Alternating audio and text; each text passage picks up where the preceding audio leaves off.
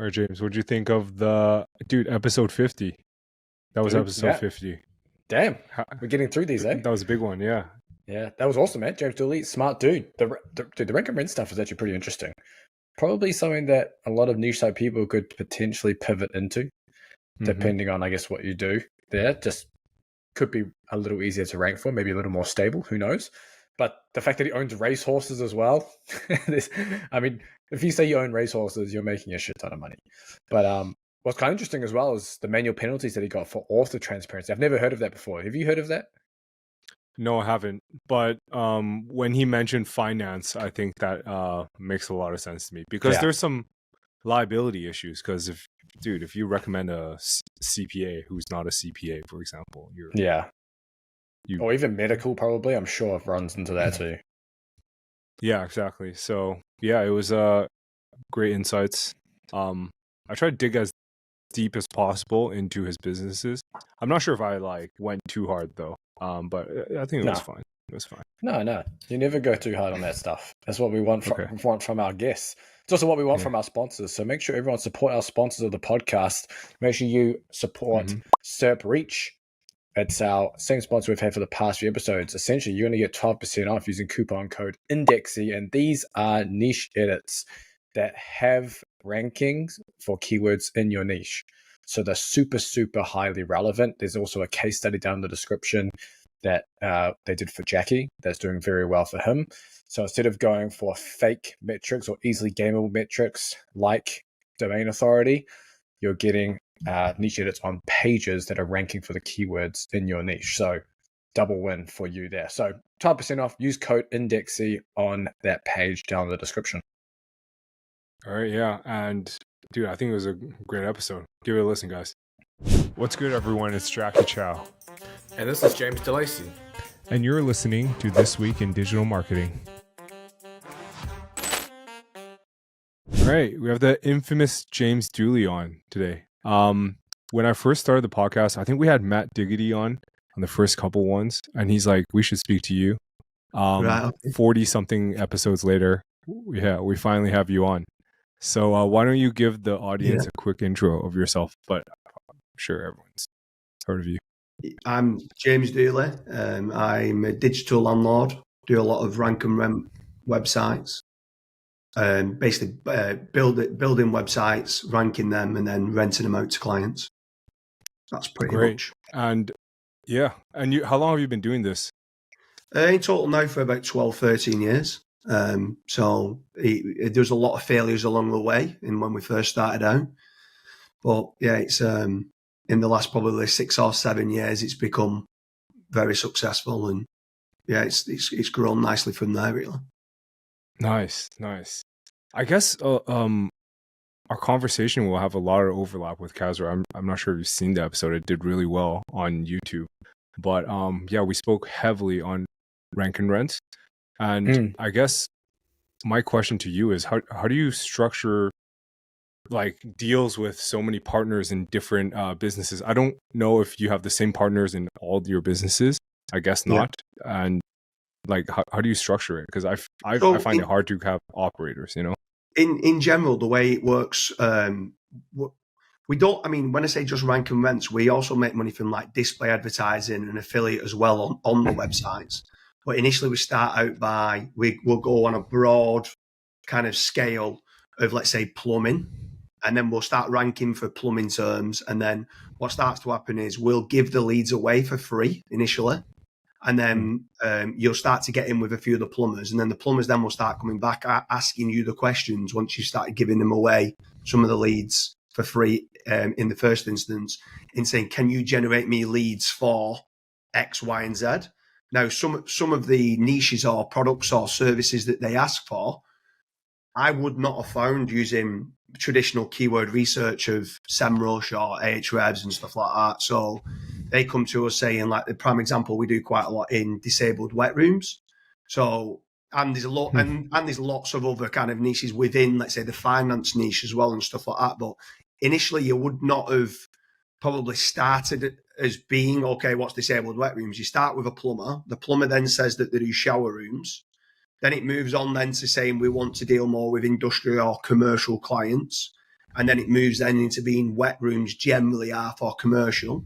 And then further down the rabbit hole you come, then you start to realise that actually the keyword kind of volume is still pretty good.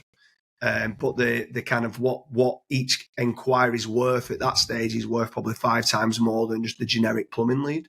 And it's actually easier to rank for as well.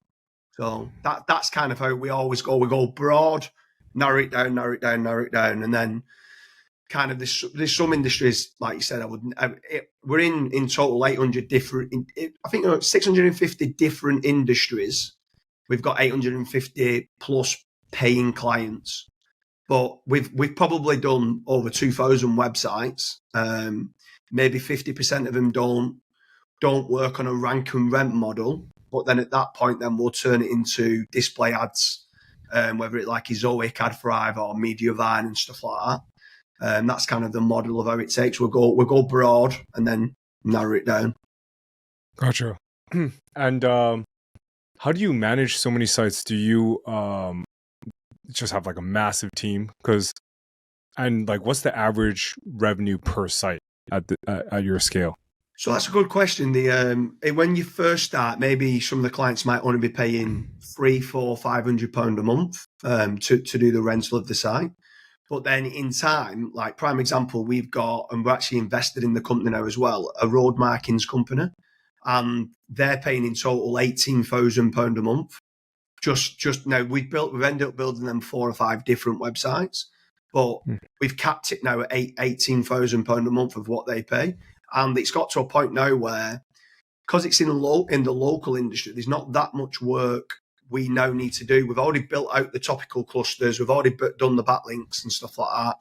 It's just in maintenance mode now. So it might cost us £300-400 a month. And obviously then you're generating 18,000. But in answer to your question, it could be anything from £200 a month initially up to £18,000 a month is the highest. I'd say on average it's about £5,000-6,000 a month, something like that. How do you decide whether you're going to rent out the site versus sell the leads individually?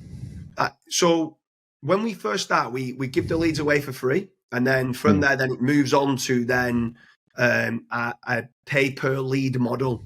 Okay. The issue is with a pay per lead model is that you almost feel like you're employed by the client because they're ringing you up consistently saying, I've just had a lead and it's a fake lead, or I've just had a lead and it was my competitor. Yeah. I've just had a lead and it was Donald Duck. And they're coming back to you back and forth saying, I couldn't get hold of the client. And what starts to happen is they spend more time moaning about let's say 30% of the leads they can't get hold of them, or the fake inquiries. They spend more time worrying about the 30% of bad inquiries than the 70% of good. So we get to a model of being normally after 12, 18 months of the client paying, let's say they're paying on average £6,000 a month, like on a back end or pay per lead. We then say to them, no, we'll have a meeting. The sales team, we've got, like, one of the questions earlier was like, how do you manage so many clients? Yes, we do have a large sales team. So we own a call center as well in Manchester. So I've got a big sales team that deals with the actual clients on a week by week basis. But normally, if they're paying £6,000 a month on average, we'll try to get them over to a rental in paying £5,000 a month, so they feel they're getting some good value out of it. We then know exactly what we're earning on the site to know what we can invest into the site to then start to grow it. And then you've then got a recurring revenue kind of stream that's coming in that it's predictable, that then you could grow from there. And that's kind of how the business model works. So how do you decide the incremental increases in rent? So you say you start £4 or £5 or £4-5 a month. When does that start to increase? So in general, I mean, I don't personally deal with the day-to-day, so I've now got a sales team in place, and the sales team, each of them earn 25% of whatever the revenue is of the site. So it's up to them as the sales kind of manager of that website to try and get as much money as they can out of the client. But for long-term kind of consistency and making certain that you're having long-term relationships with the clients, the client needs to make certain that they're getting a return on investment as well. So there's a fine line between keep trying to up the price to being they're happier and we're happy. And once we've probably spent, I mean, on average, it probably costs about £50,000 to fully rank the website, build the site, content, the backlinks, and to get it ranking. And after that, if we can get it to £5,000 a month, we're almost happy because within 12 months, we've got our money back. And then we've just got a recurring revenue model of £5,000 a month. It's a great business model for us. So if they want to keep it at 5,000, even if we are growing it slightly, the sales manager, I'm happy as well. But it's a job. There's different nuances from niche to niche because some might be willing to pay more for more inquiries. Some businesses don't want any more inquiries, believe it or not. They might only want 4 or 5 vans on the road and that's it. So sometimes you're at the limit of what your customer wants themselves because they don't want to grow too big. So we kind of make certain we don't, like in affiliate, you could scale up to 500,000 a month or whatever numbers that you want. And it doesn't really matter because you're not dealing with buying the product in unless you're doing drop shipping and stuff like that. But in lead gen, the customers sometimes they do want to cap it. So for that reason, if we get it to, we kind of say £4,000 to £6,000 a month, and then we're more than happy with that kind of price. Yeah. Man, James, I'm like running into a bit of an issue right now. So what I notice is we have a bit of slightly different business model. Is like we rank for, I don't know, for example, best protein powder, and then we ask protein powder companies to pay us a flat fee to be placed at number 1. Like similar, same direction. Let's just say that. But what starts to happen is we start managing like 30 accounts, all paying like 500 to $5,000 a month, and it's an absolute nightmare. I don't know how you deal with it. It's like everyone's complaining nonstop all the time, and for some reason, the people paying $500 a month complain the most. Yeah. It's like the worst business model ever for me. I can't deal with people. I guess you're pretty good at delegation then, right? Yeah, I mean, it all comes down to delegation. I mean, I don't deal with any client at all. So I'm not client facing. I used to be, but I'm not at all now. So it's about onboarding the right staff, getting the right systems and processes put in place. I try to make certain that each one of the staff only really deal with approximately 15 to 20 clients. Any more than that, then they're starting getting burnt out. And they're not going to give the clients the best deal, or they're sometimes a big client might want a meeting. We rarely do the meetings, if I'm being honest. We try and do it on a Zoom call or something like that. But sometimes they want to show us their facility. So at that point, they've got to go out for half a day to see the client, to see the facility, to see what products and services that they do. So it's difficult. I'm not saying it's easy. I'm not like, there's been a lot of failures along the way. There's been a lot of grievances with regards to staff moaning, with customers moaning. But I suppose that comes with any business. Yeah. And I guess you have asked your team to probably put more time into the clients paying $5,000 a month versus 500, right? 500, you probably won't even hop on a Zoom. So once they're at £5,000 a month, I normally end up meeting them when they're at £5,000 a month. And the only reason why I don't normally get involved in client facing, apart from if they're at £5,000 a month and they've been with us for a while, normally they start to become a little bit scared because they've built their business on quicksand because they're reliant on our leads. And if we wanted to switch them off tomorrow, then they're in a lot of trouble because they've got a lot of staff that are employed and a lot of vans on the road. So normally they want to meet myself in being, right, can I trust this person that's generating us the leads? And normally the saying goes to them is that, look, I only want to speak to you once a year, and that's you inviting me on your Christmas do. And that's kind of what I say to them. And that's it. And normally at Christmas time, I might go out with some of the staff and have a good time with them, catch up with some of their sales team. They might open certain bits, but normally my kind of account managers will deal with each client. The ones that are at £500 a month, we're always trying to see are they ready for growth? Can they pay 1,000, 2,000, 3,000, 4,000, 5,000 and stuff like that? So, but a lot of it comes down to, can you find the most profitable service and product that they do? Because sometimes trying to extract what their most profitable service is painful. Like the business people, but like trying to get that information out of them, it's hard. But once you've got that information, then it's pretty plain sailing after that. Yeah, gotcha. And earlier you mentioned that your team would invest like up to $50,000 or pounds in ranking a site. I'm guessing it would be something competitive in like a tier 1 UK city. How do you run projections on that? Because there are scenarios where the site just won't rank, right? Like, or do you launch multiple sites that target the same keyword? Generally speaking, if you're going after, let's throw some examples out there. Invoice factoring is quite a big finance kind of industry.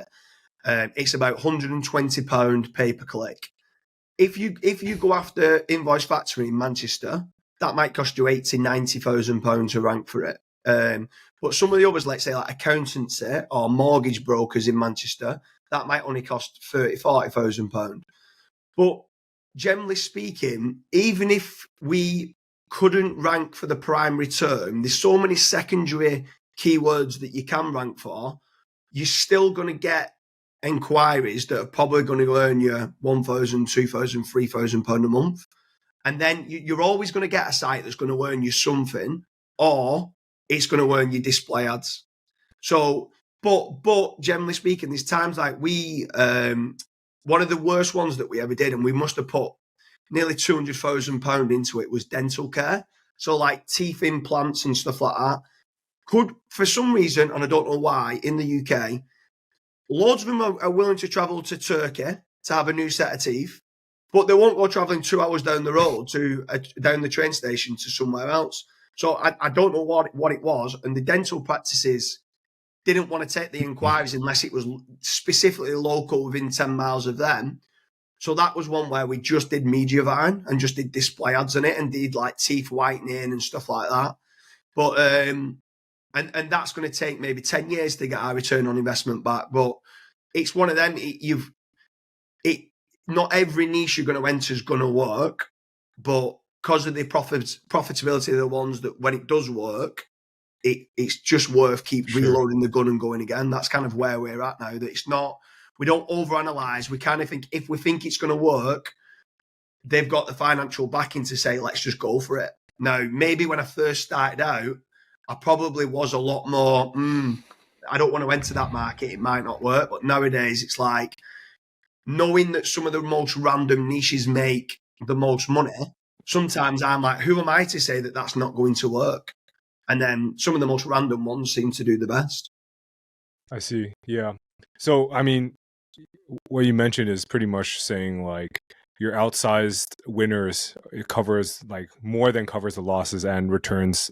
Exactly. Like, yeah. Like massive profits. And then you just keep rolling it in, or so do you just roll all your profits back in like you just keep rolling? All the profits. So like we ended up as well.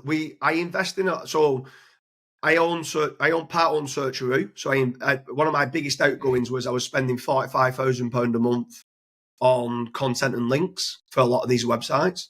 So naturally, I'm thinking that's a massive expense to what we're spending out. So at that point, we was like, I need to buy an agency that does content and links. And I knew Carl Hudson and Tom Phillips pretty well, and we was using Searcheroo. And I mentioned it to Tom Phillips, who was 50% shareholder, and he was more than interested in selling his share. Now, for me, it was an amazing deal because it was just going to save me so much money just on my own stuff, never mind the business growing. It was just going to save that much on that. So we consistently buy in. We own a disavow agency. We own an EEAT agency, but this is mainly for our own stuff. We own Searcheroo, which does content and backlinks. We part own a SaaS product that does AI content and stuff like that. So I'm consistently looking for digital kind of assets and services to see where where naturally we can grow into. And then obviously, Gotcha. I don't know if you know, but I own quite a few racehorses now, so I kind of, I have some fun as well. I don't mean it in an arrogant way, but I don't need to work another day in my life. But I just love what I do. I just genuinely love the hustle and the growth and the success. Not for money. And I always thought that I was doing it for freedom. But I've got as much freedom as I want now, but I still go again, if you get what I mean. Yeah. And I feel like I just love networking with people like you guys who are super successful as well. And it's just nice to kind of get out there, network and continuously grow. I think that's what a lot of male, like I'm built to go out and hunt. And I don't think if someone said to me, "It's £1 billion, but you can't hunt anymore," I think I'd be sad. Yeah. I think a lot of people who like retire after they retire, they like lose all purpose in life. They like maybe sit by the beach for like 3 months and then they're like, what the fuck am I doing, right? Yeah. Gotcha. I mean, the racehorse thing is pretty insane. Is that just like purely out of passion, or you? I think I saw that you have like your hands in some gambling businesses too, right? Yeah. So I own a bingo and casino and a sports betting website as well, like affiliate on that front. But the racehorses is not for profit. It's just I mean, don't get me wrong, we've had a lot of success with the racehorses, but it's not something that I would recommend anybody to do from an investment standpoint. It costs a lot of money to train them and feed them and stuff like that. So, but it brings all the family together. I've got 2 older brothers that, in my opinion, from my success has been a lot to do with my 2 older brothers. And the reason why I say that is because when I was younger, I used to play them at sport all the time. And because they was older than me, they used to always beat me. And then I'd jump back up and I'd go again, and they'd beat me, and I'd jump back up and I'd go again. And I feel like resilience now of my 2 older brothers in beating me all the time has given me the bounce back ability to get up and go again. And I feel I use that now in work and in business, that it gives me that I thrive on failing or being out my comfort zone to then go again and learn and develop from there. So I think I owe a lot to my 2 older brothers for that. And horse racing is something that brings my mum and my 2 older brothers together. So I thought, why not buy some racehorses? Yeah. That's an interesting play, actually. Never heard of anyone buying racehorses as like it's considered an investment, right? Or is it more of like a hobby? It's more for fun. But I mean, I say it's for fun. We've probably spent about 1.5 million on the horses in total, and the asset value now of them is probably worth about 2.2. So it has made profit, but I didn't do it for the profit. I'm not selling them. I'm holding on to them. They're still racing, stuff like that. At some point, they're going to retire and be worth nothing. So I'm not doing it for any sort of profits. It's just there for family, bringing everybody together, having a good time, and it's something that experiences and memories that we have together that's I can't buy elsewhere. It's brilliant. Gotcha. It's interesting that you attribute your success to your 2 older brothers. Are they in the business? Do they work with you? Do they have their own business? So my eldest now is in the sports betting affiliate business. Yeah. So that's a relative. I say it's probably 2 years old, the site. So that's in like the iGaming. So it's American horse racing, football betting, horse racing betting and stuff like that in the UK and in the US. He's a phenomenal writer, way better than I am, and he loves the industry. So he runs that, and he's got 6 other content writers that do it for him. And then he's got like a link building agency that's attached to that as well. And in the iGaming space, that does pretty well as well. Nice. It's in the family. Interesting. Yeah. And with all these assets, are you guys building them to kind of hold and cash flow forever, similar to like what Warren Buffett does, or are you guys in it for the exit at the very end? That's a great question. Every asset I build out to sell, even if I'm not wanting to sell it. So every single asset that I have is built in the way that it's a saleable asset if I ever wanted to sell it. It's its own entity. But at present, why would I sell? And sometimes, and I can ask you this question, why would I sell when someone tells me that the maximum you can get is up to maybe 60 months worth of revenue? Because for what? So like that's 20% yield for someone's buying it at. You tell me any property in real estate where I can make 20% yield. I can't. Like in the UK, maybe yield is 6, 7, 8% interest over a year that you can make on buying a property and renting it out. So then why would I sell at 20% to only make 6% if I'm going to put it in real estate? I don't know. I don't get why some people would say sell some of your assets and put it into housing when I only make 7, 8%. It's just commercial suicide. Yeah. Well, I guess to take the other side of it, the risk is priced in, right? Like with treasury bonds at what is where they at in the UK? I don't know, like 7, 8%. Yeah. That means your risk-free benchmark is there. 20% doesn't seem as interesting when the risk-free rate is at like 8%. I guess that's my other counterpoint. And man, some of these assets, you see these niche site people on Twitter with $1 million in a single niche site, and they get hit by the recent update and they're down like 80%, and they have like a whole family, and it's just like, you know, they could have sold. But I think in your case, it's very different because you're very well diversified. You have like hundreds of sites. So I think, and you're also balling out of control. So it's like, I think you'll be fine, you know? But some of these other guys are very concentrated. But then Jackie as well, though, on that, when I said 20%, that's if you get 5 years. Like, if you're going on Flipper or you're going on Empire Flippers or FE International at present, you're only getting 30 months. So then that's only a 40%. Then it's 40%. So then at that point you go in, wait a minute, like within 2.5 years, I could have got that money back for keeping it.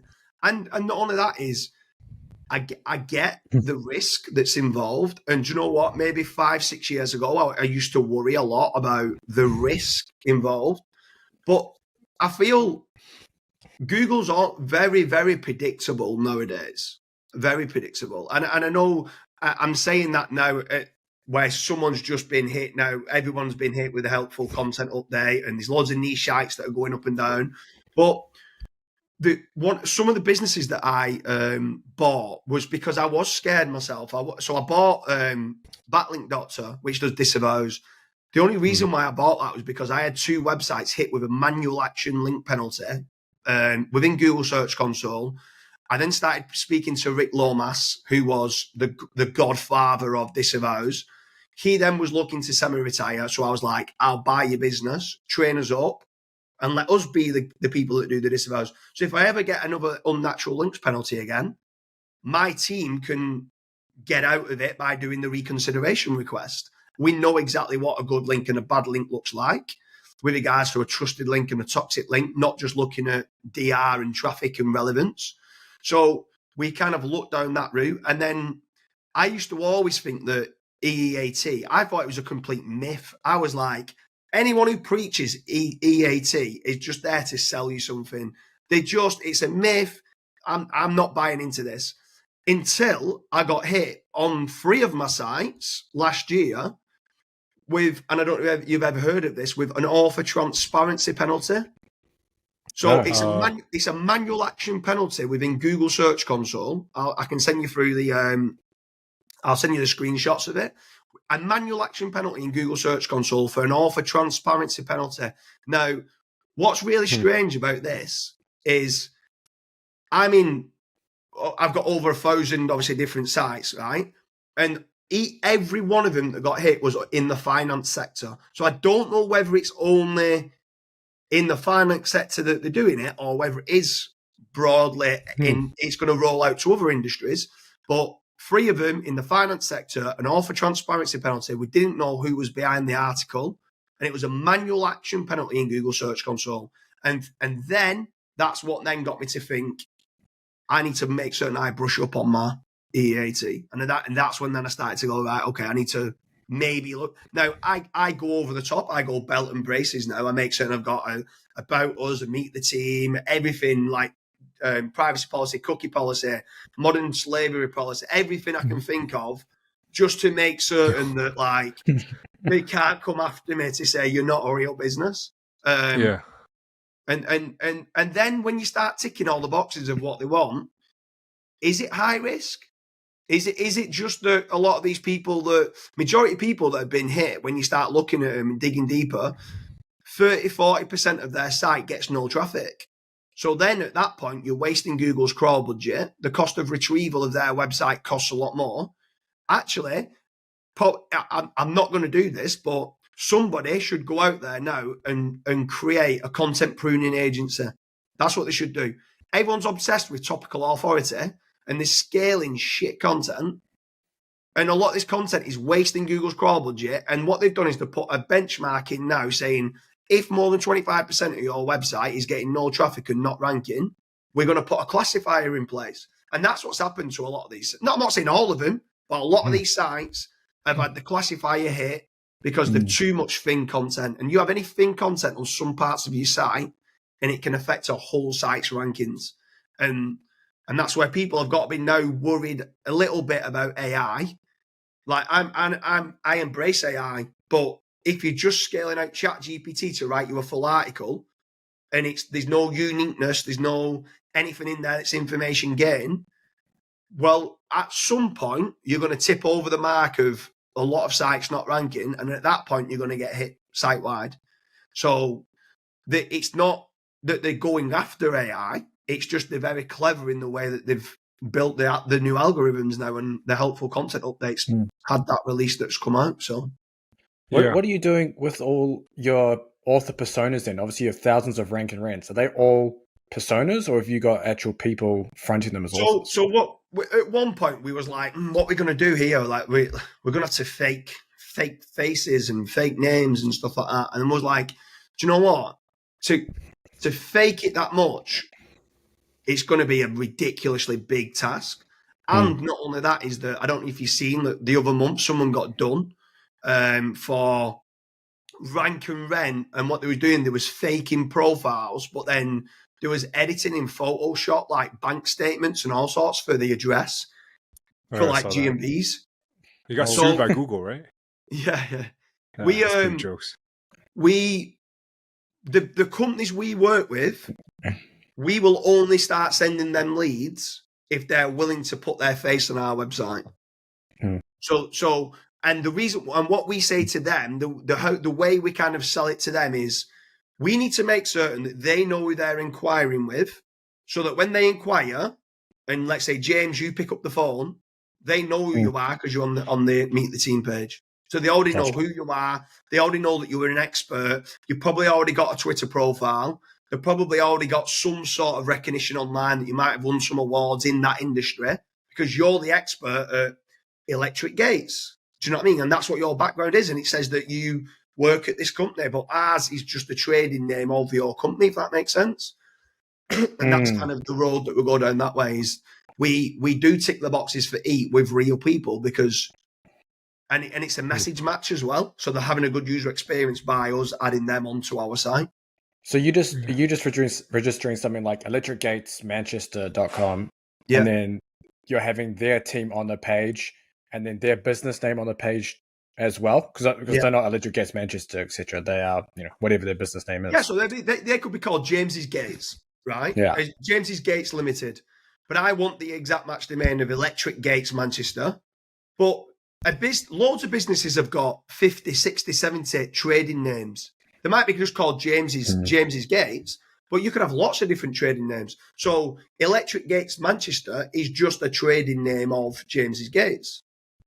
And that's kind of how we do it. We'll put their company registration number on, we'll put their directors on, everything on the site, because we want to do everything we can to look real. We are real.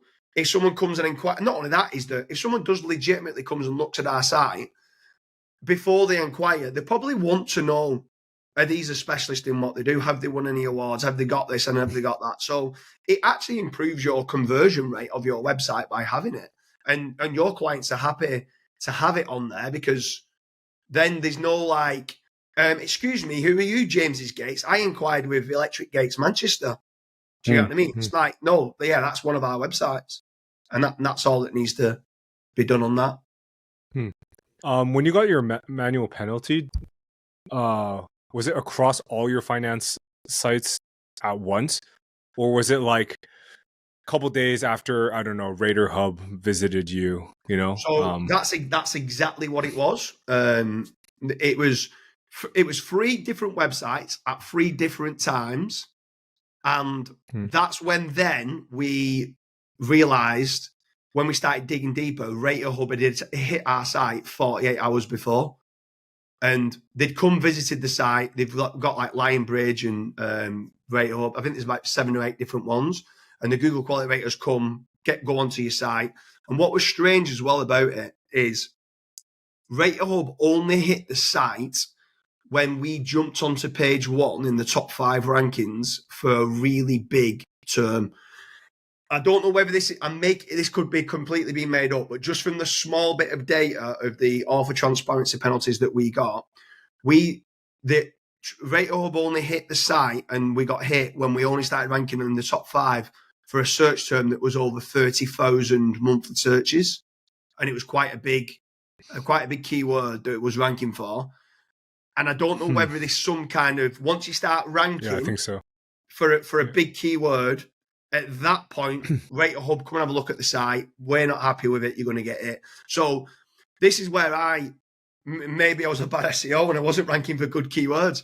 Previously, when I didn't believe in EAT, was when I hadn't had Rater Hub hit my site. And it was only when I got the penalty, I was like, shit.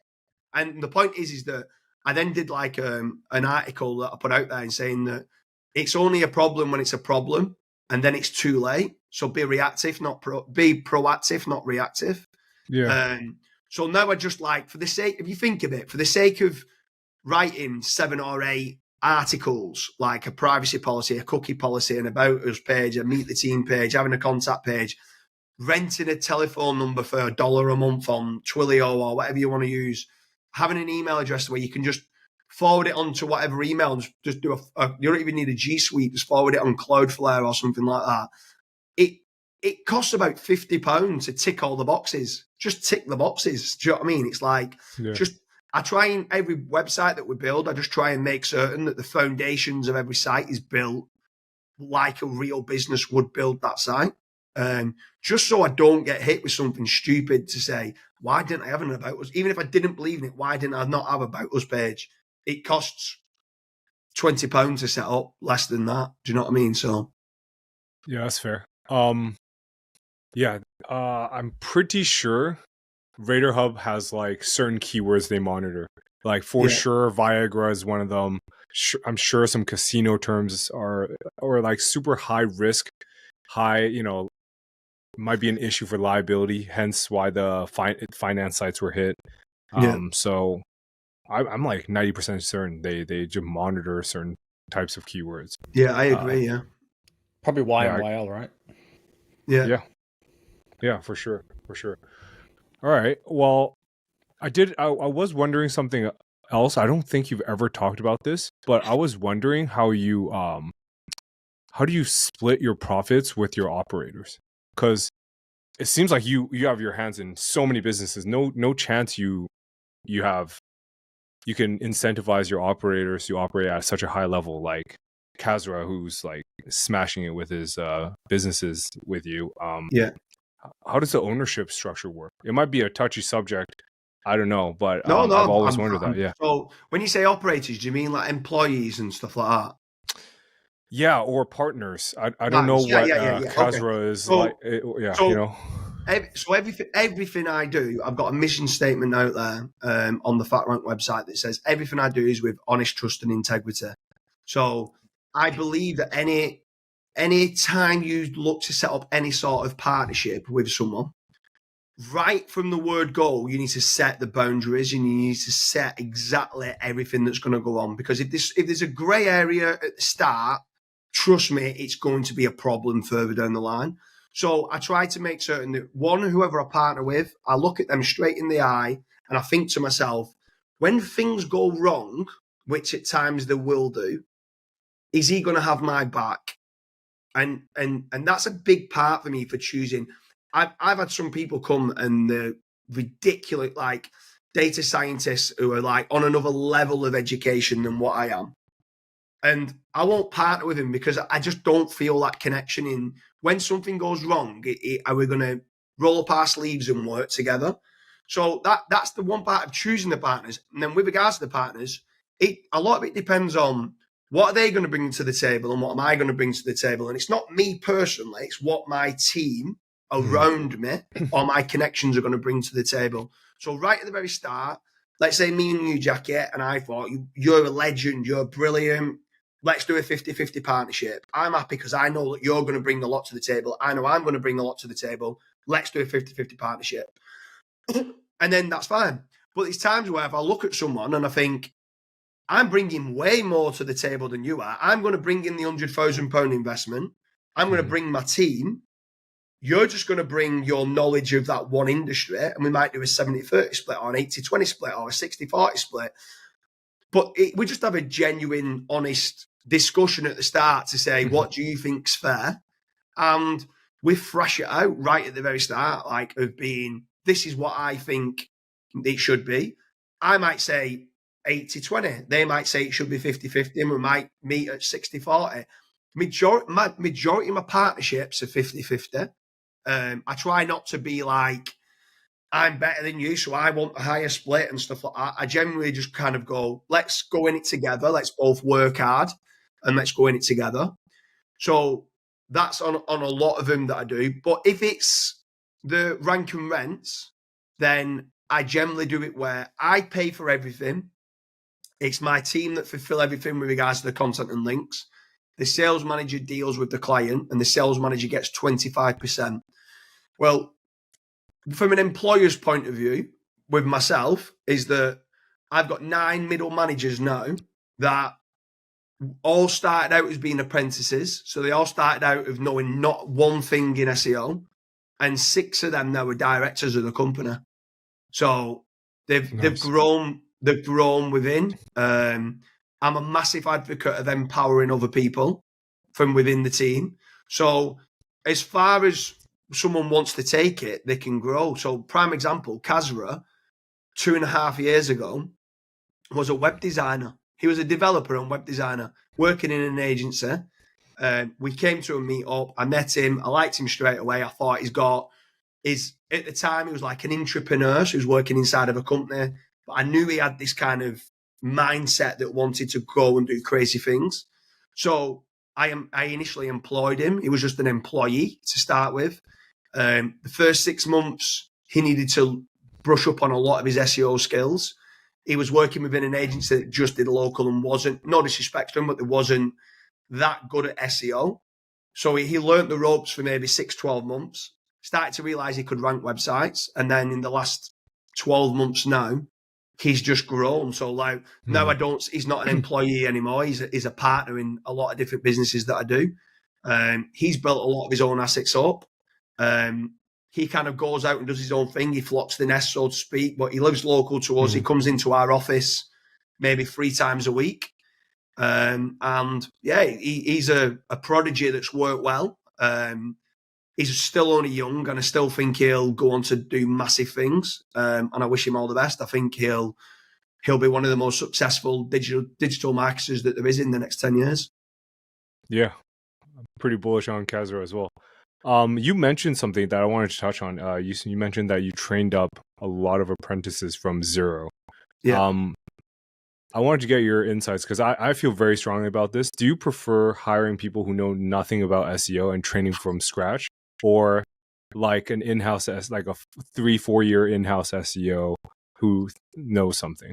So in my people have got different experiences, and I get asked this question a lot. And in my opinion, right, there's a classic saying is you can't teach an old dog new tricks, right?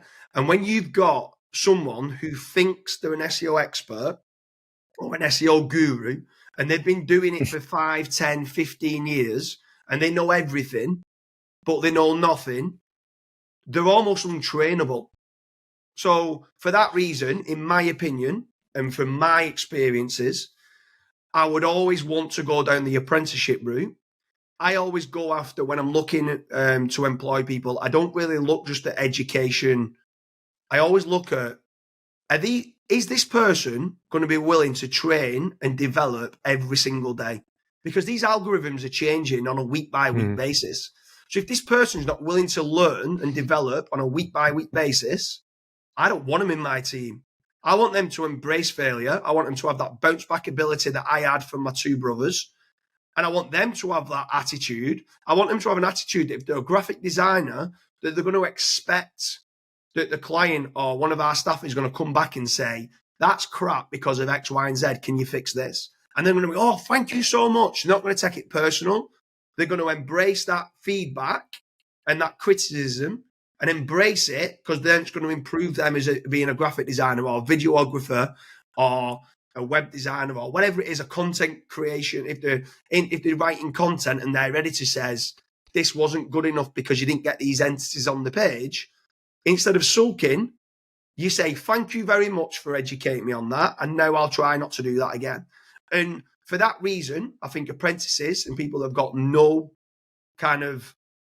they come with a clean slate, but you know that they're going to have the mentality built into them right from the start, that they're going to work hard and develop every single day. And that's when you get the culture right in the business, that people are wanting to learn and develop and have new things. And the minute an algorithm update comes and you tank on one of your sites, they're like, oh, yes, we've got something new to learn and develop on. They're not like moaning and being, oh, we've been here and stuff like that. They embrace it. And I think it's important to have that. Otherwise, you're always going to struggle with keeping staff motivated, because like success is never linear. It's always like this. So on the peaks and on the troughs, don't let them get too carried away, but on the troughs, don't let them get too disheartened. And I'd say probably my role now within the company is being a cultural architect. It's just motivating staff, keeping them happy, keep saying well done, and just trying to elevate and educate. Because there's a classic saying in business, and if you don't innovate, you're going to evaporate. And you've consistently got to keep innovating, and you've got to have the right staff that's got that attitude. What's your experiences with regards to staff and employment? Oh, dude, man, you put it way too nicely, man. Fuck hiring SEO managers, man. Fuck those guys. No, I would, probably mostly from zero, or people who have built their own businesses in the past. So like, I'm bullish on acqui-hire. So people who, if you acquire the business and then you hire them, you can probably give them way more work and they'll step up to the challenge. But man, I've never been more bearish on in-house SEO managers in my life. They're probably, oh my goodness. Like imagine hiring the head of SEO at Apple. Like how much work have they done in the last 2 years? Probably nothing. Yeah, exactly. Right? Yeah. They can write anything and they'll rank, versus some guy who's, I don't know, out of Southeast Asia making $5,000 a month on their niche site. Man, get me that guy, Yeah, 100%, I'm sick or tired of people moaning and groaning on Twitter. And I think you put it in a very nice and diplomatic way. Hence probably why you're such a good people manager. I'm just not. But we should keep an eye on the time. James, thank you so much for coming on today. It was fun to chat. Great to finally meet you. Yeah. I know you're going to Chiang Mai. I did my research, but unfortunately I won't be there. Are you going to be in Saigon next year? I'm actually talking in Saigon, and I don't know. So I'm only doing a Q&A. So previously when you've spoke about interviews and stuff like that, you would never have seen me up until the last 3 weeks. You would never have seen me on a podcast. You would never see me on an interview. You'd never see me up on stage. I travel the world doing a lot of the masterminds throughout the world. So I kind of very selective with who I speak to and who I mastermind with normally. So I kind of go out my way to travel to, let's say, where you're based to come and go, you're a great guy. I'm going to come and see you because I know that it's going to be, we're both going to level up, if that makes sense. Mm-hmm. Because I've been to so many meetups and it's just people like leeches that are sat there that don't say anything and just trying to get all information and just not share anything. And that's always been a bit of a pet hate, but nowadays I'm happy to build a personal brand. I had a couple of big sales on a couple of NDAs where I couldn't speak about them, but now I'm open to doing podcasts and stuff like this. So it's been a pleasure. Yeah. So where can people find you? You want to send them to FatRank? You want to send them to Twitter? If you go on to jamesdooley.com, that's got all my social media profiles on there. So it's on Twitter, Instagram, Facebook, YouTube, or you can go over to fatrank.com, which is more of a, fatrank.com was built for just being a mindset type blog. So like, get up, stop being lazy, work hard. It's not going to be handed you on a plate. And then some life lessons and stuff that's on there as well and stuff like that. So I don't really SEO optimize that site. It's just more for sometimes me getting stuff out of my head into a blog of just being, this is really annoying me from staff or whatever. And yeah, and that's kind of where that kind of evolved. Perfect. Well, I hope I see you more on Twitter. You got to be more active, man. Dude, I am going to start being a lot more active on social media.